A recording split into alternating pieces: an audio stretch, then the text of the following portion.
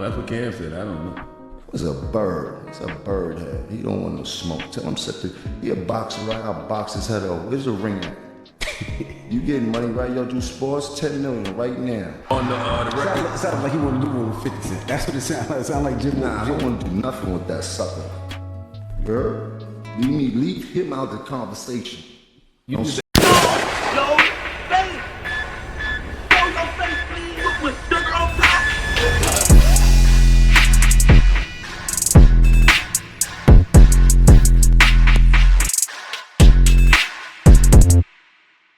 Hey, what's up, y'all? Y'all know my slogan. I don't know it all,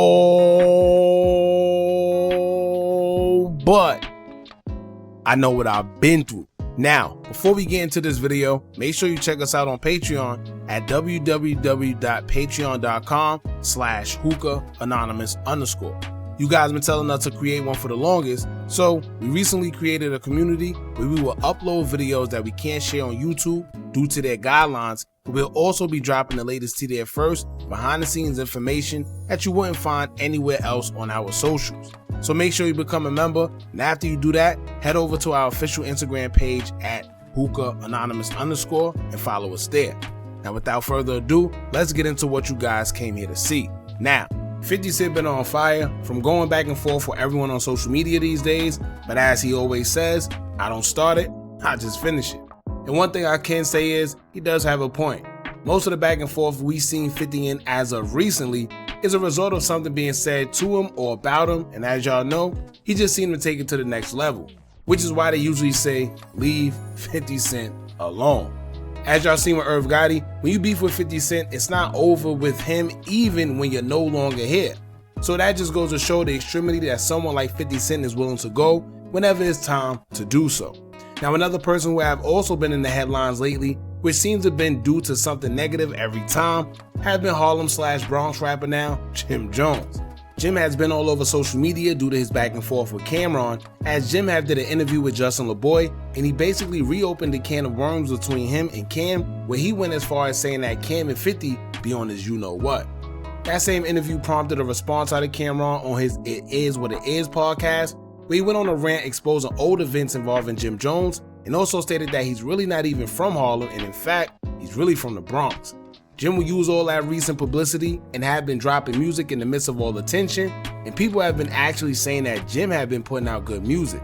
He has the Harlem track that's been getting a lot of play lately, and it's safe to say that Jim have been using all the negative attention in a positive way to start dropping music. Cam called Jimmy Jomo in a way to insult him, and Jim would spin it, but making it a song called Jomo and capitalizing off it instead. Small move. Now, Camron haven't responded since his rant, and it seemed like he left it alone. However, I'm not sure if Jim Jones personally did this because he knows he has a project coming out.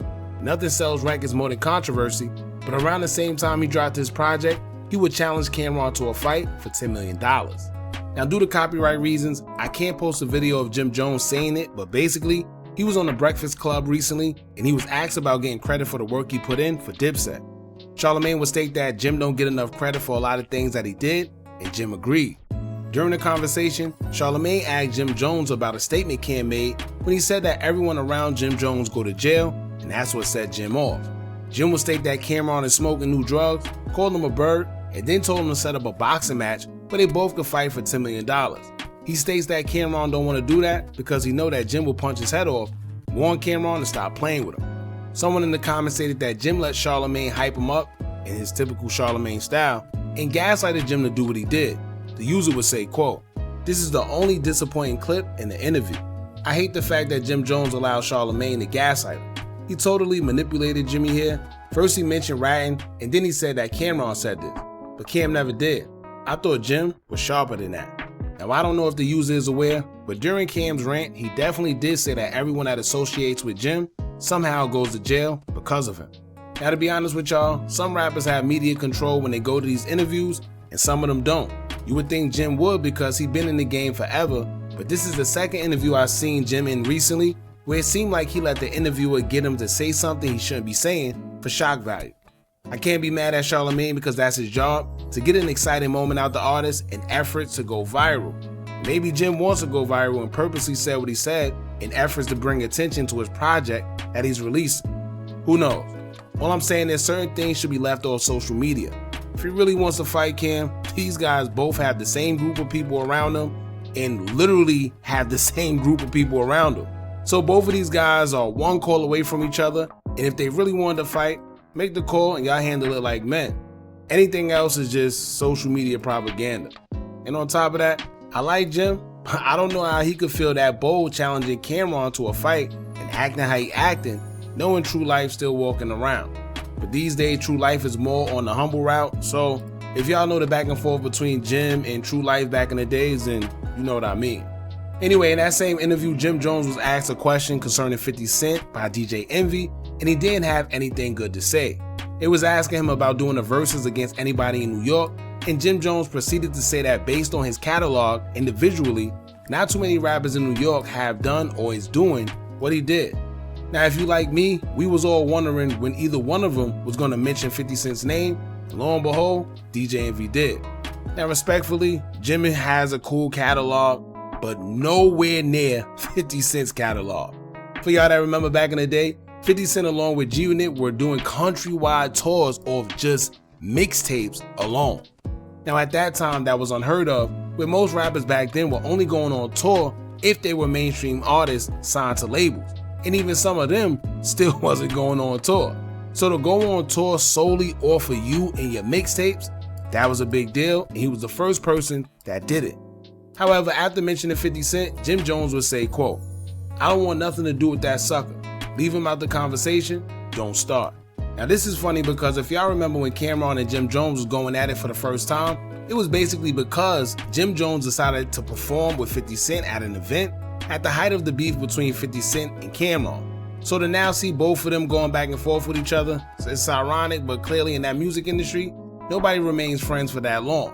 Now 50 Cent, of course, being 50, was going to respond, and that he did in typical 50 fashion. 50 would take to an Instagram post and caption it saying, quote, "Delusional. Jomo only got one song, Ballin', written by Max B. The F he think he is, at A Boogie, effing punk." In the next post, 50 would caption it saying, quote, "I've been waiting to say this. All you gotta do is something, punk, you girly mouth boy." Now, credible sources over the years have said that Jim didn't write Ballin', and in fact, Max B wrote the hook and Stack Bundles, rest in peace, wrote the verses. So yes, it was Jim's song, but technically, it wasn't. Now, if you remember back in those days, Jim would admit that he wasn't really no rapper, but he did do it because why not, right? And yes, if you was around for the Ballin' era, you know that that song did it for Jim and put him in the game.